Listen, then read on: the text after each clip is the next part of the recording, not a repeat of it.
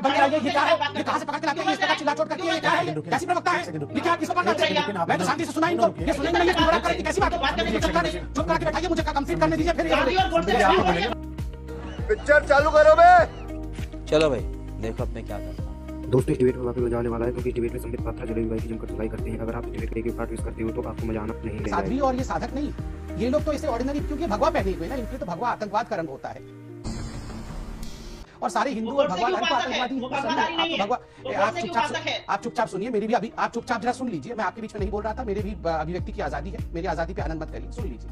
तो स्वाभाविक रूप से इनके लिए भगवा तो एक गंदा गाली है, ये प्रज्ञा को गाली देंगे, मगर जिस प्रकार प्रज्ञा ठाकुर की इन्होंने अपने समय साध्वी प्रज्ञा ठाकुर की पीठ की हड्डी तोड़ी थी ना, जब ये प्रज्ञा ठाकुर को देखेंगे, स्वाभाविक है इनको साध्वी के वेश में प्रज्ञा ठाकुर में बुरा ही नजर आएगा, अच्छा नजर आएगा नहीं। दूसरी बात है, इन्होंने अभी कहा, अब देखिए मुझे आश्चर्य होता है कि इन्होंने अभी इतना सवाल उठाया इस देश के ऊपर, अभिव्यक्ति की आजादी के ऊपर।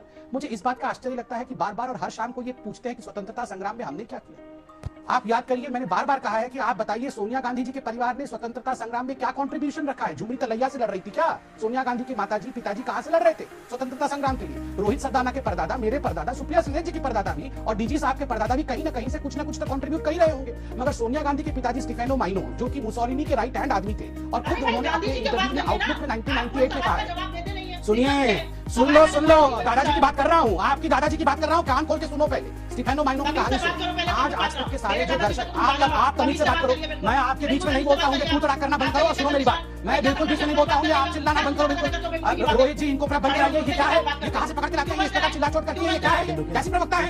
ये क्या किसको पकड़ते हैं? मैं तो शांति से सुना इनको, ये सुनेंगे नहीं, ये पूरा करेंगे, कैसी बात है? चुप करके बैठाइए, मुझे कंप्लीट करने दीजिए, फिर शांति से बोल रहा था। आप बोलेंगे उसके पहले मैं एक चीज बताना चाहता हूँ, सुप्रिया जी आपको भी बताना चाहता हूँ, संबित जी आपको भी और देश के दर्शकों को भी।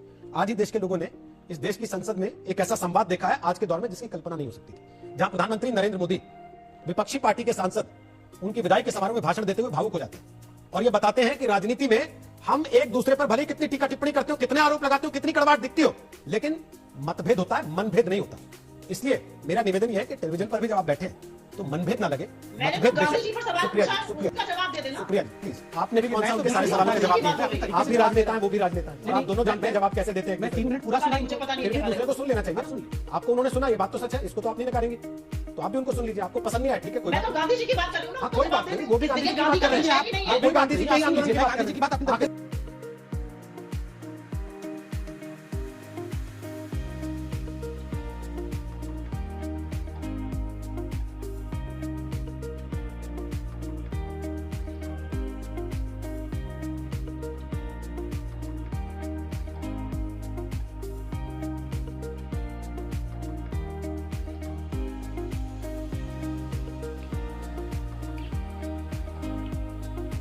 दोस्तों ऐसी ही मज़ेदार डिबेट देखने के लिए हमारे चैनल द डिबेट को सब्सक्राइब कीजिए।